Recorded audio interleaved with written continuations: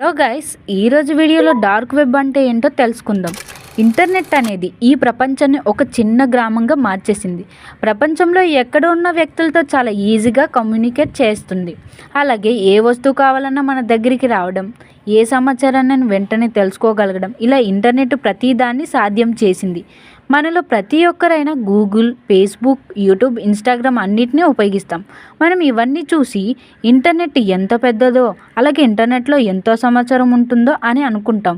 కానీ మనకి తెలిసిన అసలైన ఇంటర్నెట్ ఇది కాదు.